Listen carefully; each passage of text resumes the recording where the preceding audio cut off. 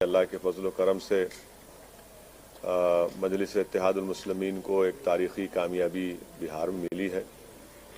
मैं साथ ही साथ जो हमारे बिहार प्रदेश के अध्यक्ष हैं जनाब अख्तरुल ईमान साहब का और जनरल सेक्रेटरी आफ्ताब साहब का, आदिल साहब का और तमाम बिहार के मेरे पार्टी के ज़िम्मेदारों का शुक्रिया अदा करता हूं कि उनकी बड़ी सख्त जिद्दोजहद और मेहनत रही और उसी मेहनत का नतीजा रहा कि आज हमको एक बहुत बड़ी कामयाबी हासिल हुई। साथ ही साथ में हमारे जो एमआईएम पार्टी के ऑब्जर्वर जनाब माजिद साहब जो हैदराबाद के साबिक़ा मेयर रहे हैं, जो पिछले 5 साल से रेगुलर बिहार को जा रहे हैं और अख्तरुल ईमान साहब के साथ उन्होंने पार्टी को मजबूत किया है। मैं उनका और जो हैदराबाद से, महाराष्ट्र से इम्तियाज़ जलील साहब आए, डॉक्टर गफ्फार कादरी, सैयद मोइन, फिरोज़ लाला और उत्तर प्रदेश से हमारे शौकत साहब, ये तमाम लोग वहाँ पर आकर कई दिन 20 दिन कैंप किए, मेहनत किए, इनका भी मैं शुक्रगुजार हूँ। मैं इस मौके पर जनाब कुशवाहा साहब का, बहन मायावती का, देवेंद्र यादव साहब का, राजभर साहब का भी शुक्रिया अदा करता हूं कि हम लोग उनके साथ ग्रैंड डेमोक्रेटिक सेकुलर फ्रंट बनाए, हमने साथ इलेक्शन लड़ा।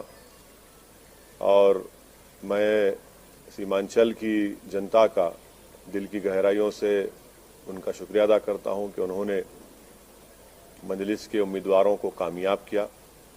और मैं उनको तयक़ुन देना चाहता हूं कि हमने हमेशा इस बात को कहा है कि जब हमने बिहार में अपनी सियासी सफ़र का आगाज़ किया तो हम इस बात का वादा किए थे और आज भी हम ये कह रहे हैं कि हम सीमांचल से इंसाफ कराएंगे।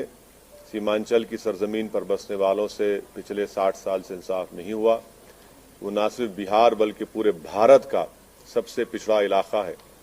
इसीलिए सीमांचल से इंसाफ की लड़ाई ये जारी रहेगी और जो हमको सीमांचल की जनता ने हमारे उम्मीदवारों को वहां पर विधायक बनाया है, इंशाअल्लाह ताला हम उनके भरोसे पर पूरा उतरने की कोशिश करेंगे। जो वहां के मसाइल हैं, जो वहां का बैकवर्डनेस है, जो वहां पर बाढ़ आने के बाद जो जमीन कटती है, वहां पर स्कूल, डिग्री कॉलेजेस नहीं है, अस्पताल नहीं है, ये सब चीजें हैं जिस पर हमको हमारे पूरे विधायक मिलकर इस पर पूरी कोशिश करेंगे और जो भरोसा और एतमाद हम पर किया गया है, हम इंशाअल्लाह ताला उसकी पूरी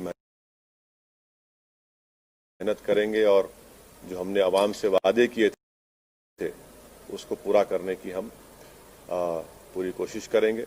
मैं फिर से बिहार प्रदेश की जनता का शुक्रिया अदा करता हूं। आपने हमको अपनी मोहब्बतों से, अपने आशीर्वाद से, अपने वोटों से नवाजा है। हम 21 कैंडिडेट खड़ा किए थे और उसमें से 5 कामयाब हुए हैं। जहां पर हमको कामयाबी नहीं मिली, हम वादा कर रहे हैं कि हम फिर से वहां पर जाएंगे।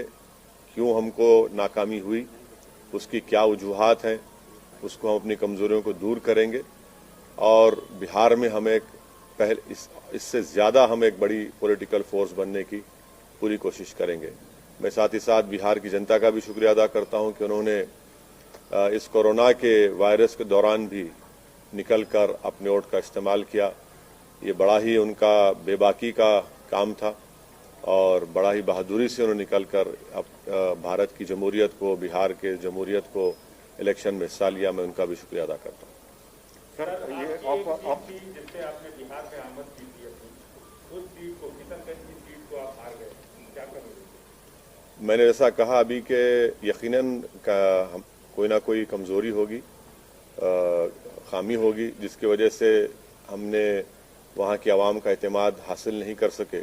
इस पर हम बैठकर बात करेंगे जनाब कमरुल्लाह साहब से और उन कमजोरियों को दूर करेंगे और इंशाअल्लाह ताला हम दोबारा उस सीट को, उस पर कामयाबी हासिल करेंगे। सर, आप तकरीबन 15 दिन वहाँ पे कैंपेनिंग किए और 50 से भी ज़्यादा सभाएं किए, तो कैंपेनिंग के दौरान आपने क्या देखा और ये जो नतीजे आए हैं उसको कैसा आंकते हैं सर? मैं वहां पर 65 सभाएं मैंने की जनाब कुशवाहा साहब के पार्टी के कैंडिडेट्स के लिए, बहुजन समाज पार्टी के कैंडिडेट्स के लिए, और फिर उसके बाद हम अपने पार्टी के कैंडिडेट्स के लिए कैंपेनिंग में हिस्सा लिए। तो हमारा तो मकसद ये था कि हम कुशवाहा साहब को अपना चीफ मिनिस्टर कैंडिडेट बनाकर पेश किए थे। हम तो इस डेमोक्रेटिक सेकुलर फ्रंट के लिए हम मेहनत कर रहे थे।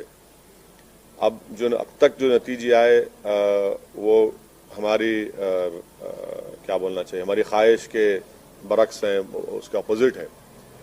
अब जो नतीजा है जो भी है, अब तक जितना आया, अभी काउंटिंग चल रही है, ये तो बिहार की जनता का फैसला है और जमहूरियत में आवाम का फैसला जो होता है वो नतीजा वही निकलता है। तो अब मैं कौन होता हूं जब इतने बड़े बड़े सेफोलॉजिस्ट उनके प्रेडिक्शंस गलत निकले।